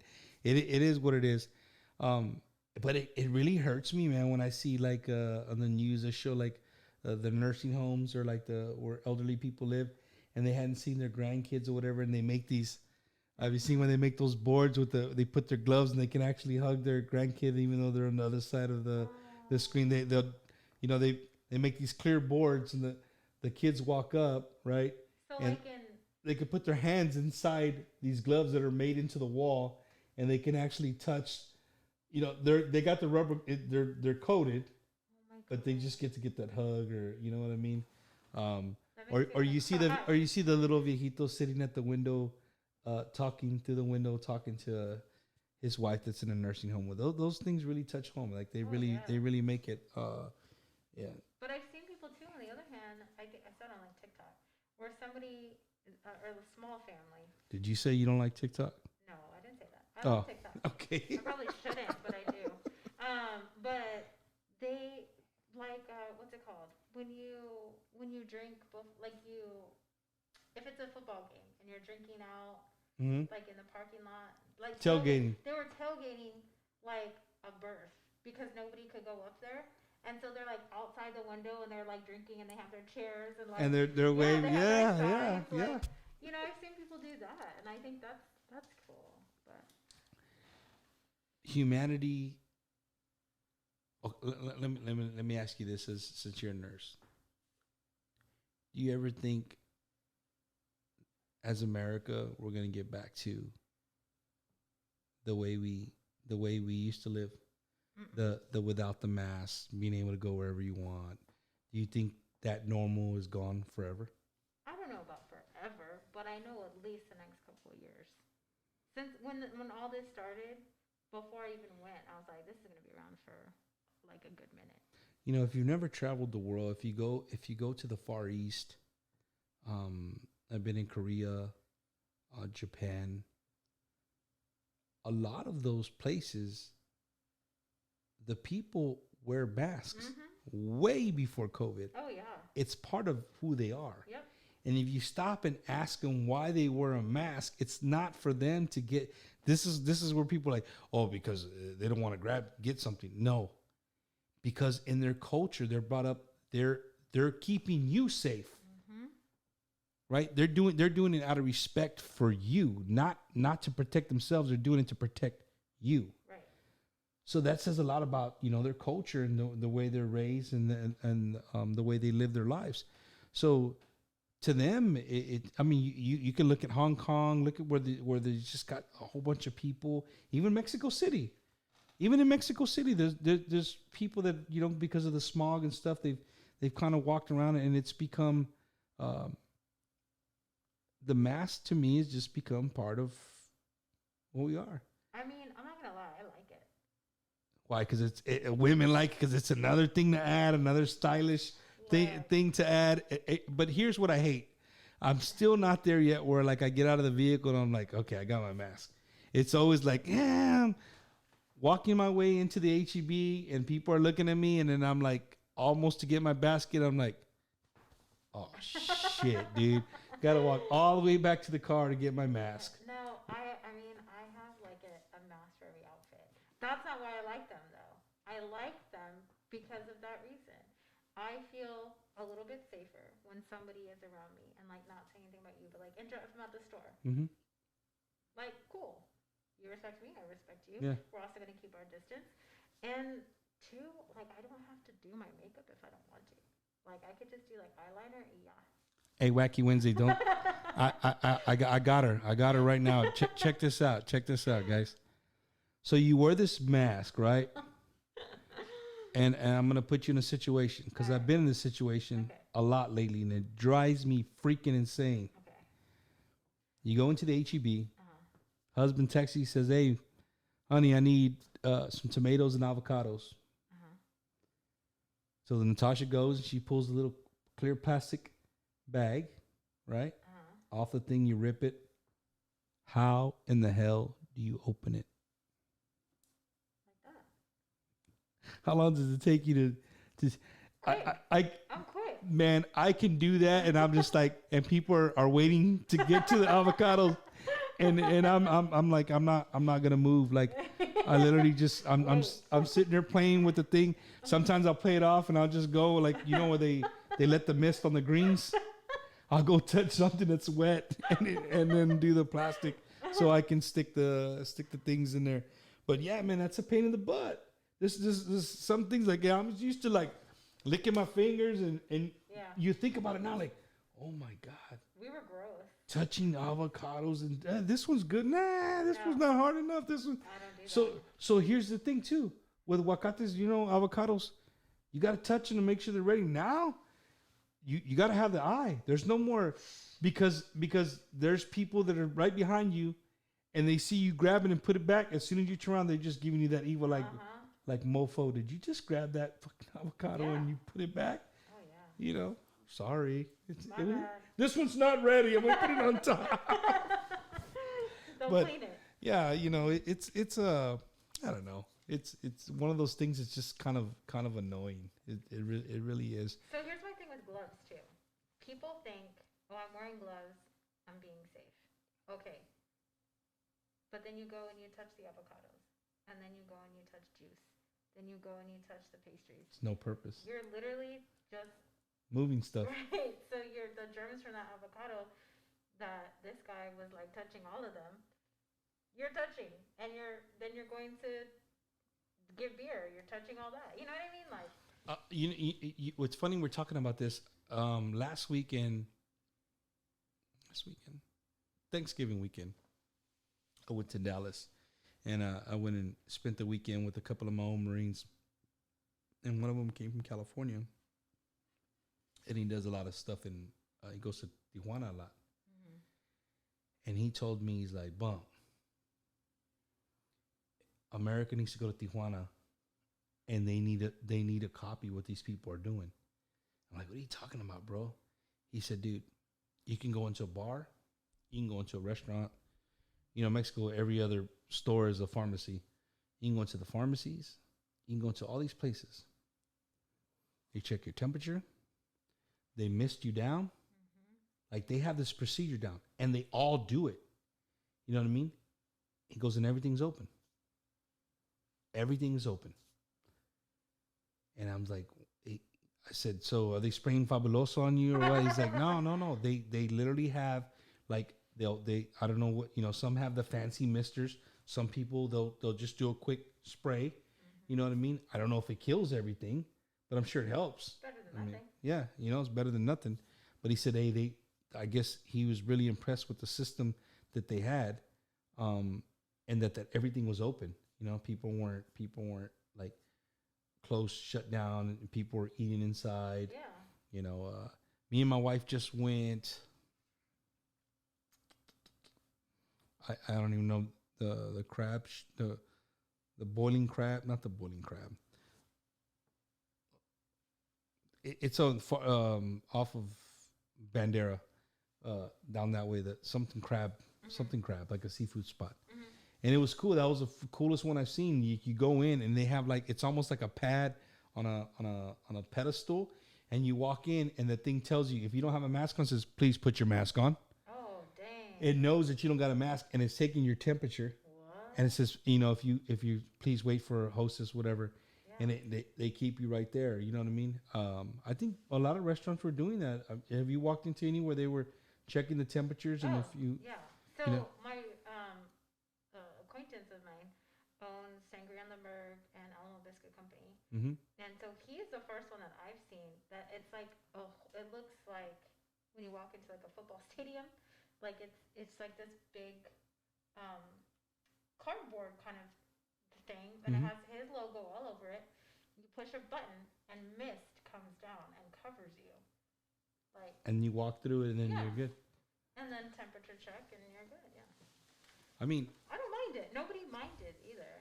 if you're one of those companies right now, I'm sure they're making a killing right now. Oh, for sure. You know, any cleaning, if you're into like the sanitary part of cleaning, having those deep cleaning machines and stuff like that. Yeah. Me and my wife were just talking about the other day. Have you ever seen that I never knew this.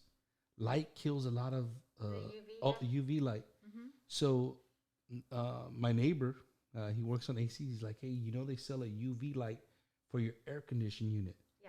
And I'm like, what? He goes, bro, if you have dogs, if you smoke, he goes, your house just smells clean all the time because the air, it's killing anything that's coming in the air. And I'm like, come on, bro. Like, I didn't believe that there was a really, there is. Yeah. It's kind of pricey. Oh, it's really. But I mean, it serves its purpose. I didn't know UV light was So. how that works. It kills stuff.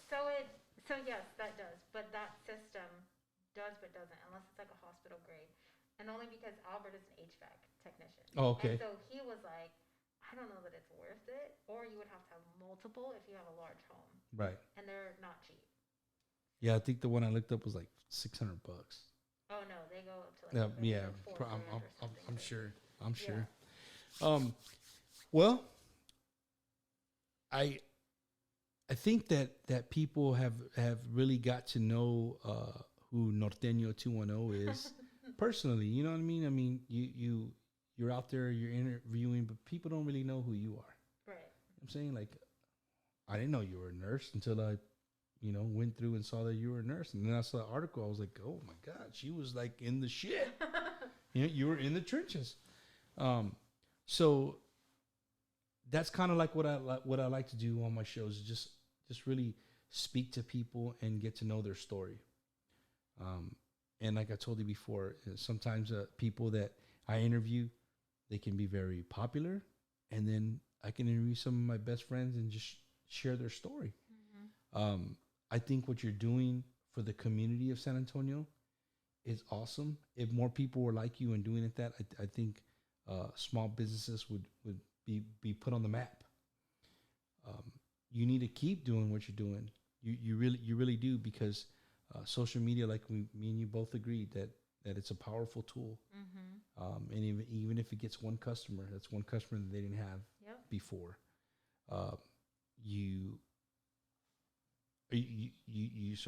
How long is your doctorate's degree? So I will, God willing, be done in the summer of 2023. Oh my God! But look, we're already about to hit 2021. That's a good way to look at it. That's a positive way to look at it. Nothing worth doing comes easy. No, not at all. Not at all. Not at all. Well, Natasha, I want to thank you for giving me your Wednesday evening. I'm sure you could be doing Albert. Shout out to you too, bro. Thank you for letting us borrow your other half and giving her story. And maybe next time, if I would have known Albert was behind a lot of this stuff, I could have done a a couples one. I think it would have been cool. Just brought out another mic and. Yeah. So Albert, when you're ready to come on, since we already did her, we'll be me and you, bro. Yeah, we'll kick Natasha out of there, and we can talk his story because I'm sure he has an amazing story, Oh, he has a story, as well. We all do. yeah. We all do, and I always say this is something that I really believe in is everybody has a path, and you know people's paths sometimes are straight and sometimes it's a very snake windy road, right? Yeah. As long as you keep putting one foot in front of the other and moving forward, that's all you can ask of yourself. Yeah. Absolutely. And I just hope that our shows just continue to touch people, reach out to people. Sometimes they're funny, sometimes they're entertaining, sometimes they're educational, and that's how I want to keep it. I want to just keep it conversation, just like me having, like I told you, just having a conversation and letting people hear the conversation. Again, thank you for coming on and giving me your Wednesday evening. You could be doing so many different things, but just continue to be you, man. Continue to be, because what you're doing is original. Like I said, you know, I think news people do the good story of the week, whatever. But your little clips it's what people need to see and hear. You know what I mean? Who knows? Maybe that can turn into KSAT saying, "Hey, we're gonna go out to Miss Norteno 210 where she's visiting this restaurant today," and because they do, I think some of the morning shows they have where like they highlight restaurants and. Have you seen those like where they go and visit the restaurants and the restaurant opens early in the morning and makes like their signature dish and they try, this is the best barbecue sandwich in San Antonio, you know. So we actually are a division of La Prensa, Texas. La Presa. La Prensa. La Prensa? La Prensa, Texas newspaper. They Oh, are okay, a cool. 100-year-old newspaper here in San Antonio. So that's PRENSA. La Prensa. Mm-hmm. So if you guys are want to look up some good articles, look up La Prensa News. La Prensa, Texas newspaper. Okay. Texas News, over 100 years old. Yep, 100 years old. So I am, and my group we're new digital journalists for them. Digital journalists. Correct. Hala madre. So, dang. So no vlogger, no, it's not called Vila, it's digital journalist. yeah. Hey guys, I might be a digital journalist one day. Yeah. But you know, again, I know I said it 3 times, but thank you so much for sharing who you are, and it's, and, you know, the tip of the iceberg. it's the tip of the iceberg. You know what I mean? So if you guys are out and about in San Antonio and you see her walking around with a phone and a microphone, don't freak out and run away. She's actually doing a good thing. Like literally, when we were there, all my party that I was with, they saw you interview and they all looked at me like, "Yo, go, bro, you go do," because they're like, "You'd be perfect for that. Go do the interview." So you know, and then here you are sitting in the office here. Yeah. But thank you to everybody watching. Those of you that tune in for the whole hour and almost 45 minutes we've been on, I really appreciate it. If you're watching on Natasha's behalf, again, my name is Bumper Gomez. I'm an old retired Marine, and I just do this on Wednesdays at 7:30, and we talk about anything and everything. If you, you're watching now on Facebook, if you have a subject or something you'd like to bring to the table and talk about, hit me up. Let me know, and I'll definitely look at doing something. Again, if you own a small business, right? If you own a small business like Mirameros, Yes. right? For all your local Fiesta Meadows needs, hit them up. Reach out to me, man. Send me a T-shirt. Send me a card. I mean, even a digital card. I can plug in a little commercial and do a little voiceover. You know, I can act like I'm a radio disc jockey or something and put a little voiceover there and make it look good. For Natasha's guest, I'm trying to grow my YouTube channel because I'm trying to take this from Facebook to YouTube. I say this at the end of every show. And I put this up there. Go to my YouTube channel. It's easy. It's Bumper Gomez, like the bumper of a car. And all the shows that I do on Facebook Live, as soon as I'm done tonight, I cut them up and then I upload them to YouTube. And you can watch them on YouTube whenever you want. So follow, like, and share. I would greatly, greatly appreciate it. I'm trying to get to that 1K. Once I get to that 1K, I think Bumpers Wacky Wednesday is gonna start knocking on some other doors. I have a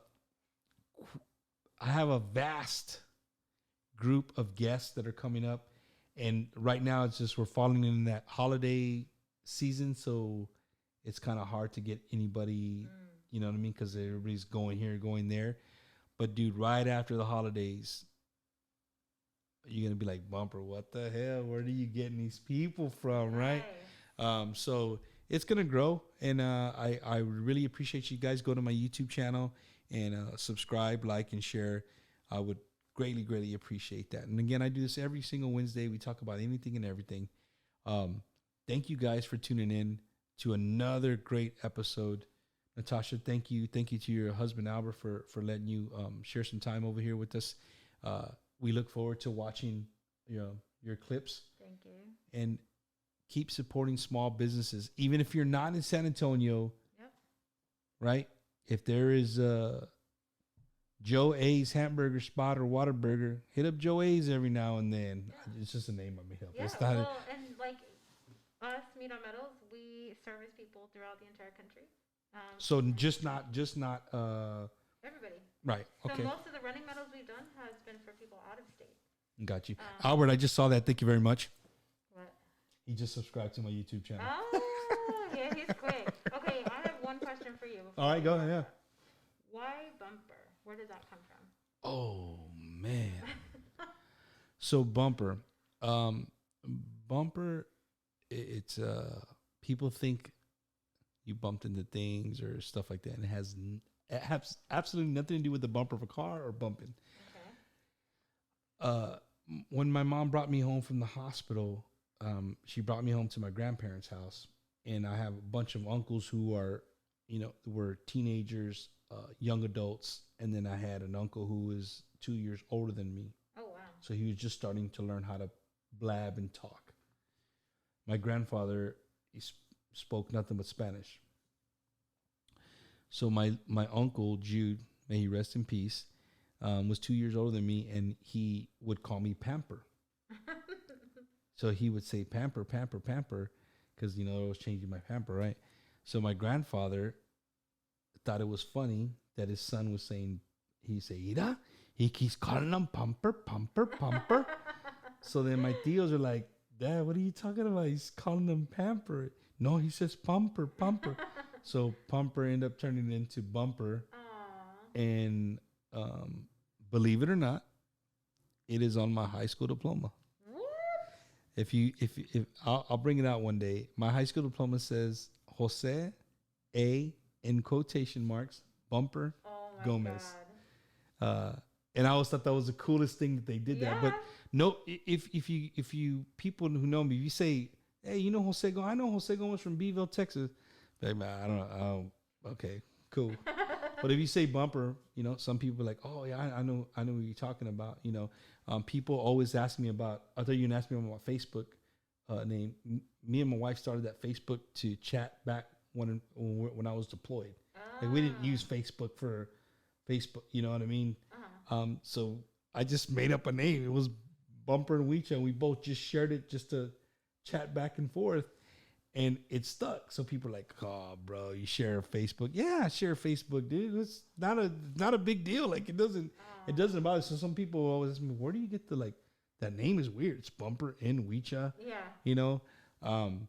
But we have our own Instagrams, our own Snapchatties. I tell the kids the Snapchat, right? But yeah, my name, that's a cool question. Nobody's, and I'm glad you said that because I didn't ask you something, and I can't let you go without asking you. Okay. Every guest that I have, I ask them a question. If you were to speak to a 15 to 25-year-old in America, in the world that we live in today, what would be your message to them? Okay. Wait, am I looking at the camera? What do I You can look at me, you can look at the camera, or you can do whatever makes you comfortable. Okay. Never give up on what your heart is telling you to do. And don't worry about what anybody thinks, ever. Because they're not going to be in your life long, or they're going to grow to love you and love what you do. So do you. Be original. Be creative. And as long as you're not hurting yourself or anybody else, then the world is your oyster. That's an awesome answer. You almost got off the hook without answering that. I asked him when you asked me, I was like, you know what? I didn't answer my famous question. But again, thank you to the people. Thank you guys for tuning in. I really, really appreciate it. Please follow her on Instagram, on Facebook, and visit these places that she goes to. They're not all restaurants. You know what I mean? They're right. They're not all restaurants. I mean, a small business is a small business. Yep. So. Yeah, the brewery I just did, I helped brew a batch of Irish stout, and it'll be done next week. And I'm gonna go try it. So. You get to be the first taste tester. I hope so. Nice. Yeah, literally nice. helped make it and mash it. So yeah. That's cool.